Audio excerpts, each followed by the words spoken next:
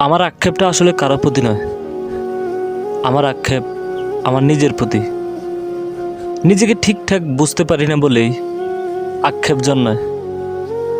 আমার ঘৃণাটা আসলে অন্য কাউকে নয়, নিজেকে ভালোবাসতে পারি না বলে যখন অন্য কারো দ্বারস্থ হই, ঠিক তখনই নিজেকে ঘেন্না লাগে, নিজেকে তুচ্ছ লাগে, অসহায় মনে হয়।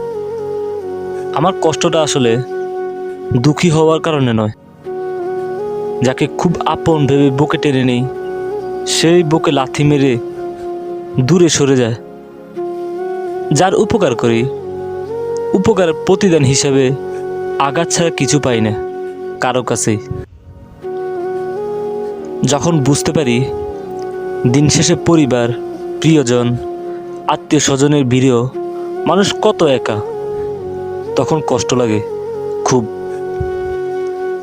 আমার অভিমান আর অন্য কারো প্রতি নয়, আমার অভিমান আমার নিজের প্রতি। অভিমানে আত্মবঞ্চনায় ভুগি। আমার অভিমান নিজের আবেগের প্রতি, নিজের অন্ধবিশ্বাস এবং বোকামির প্রতি।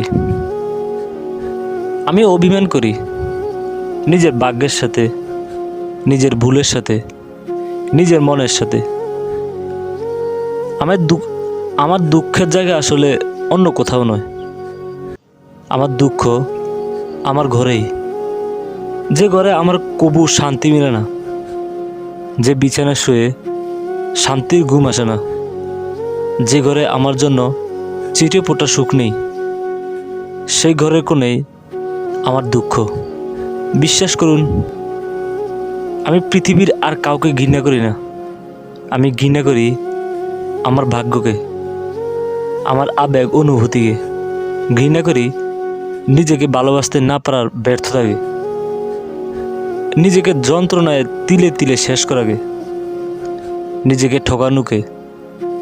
নিজের প্রতি মনে এত ঘৃণা, এত অভিমান আর আক্ষেপ নিয়ে কি ভালো থাকা যায়? উফ, একদমই ভালো থাকা যায় না।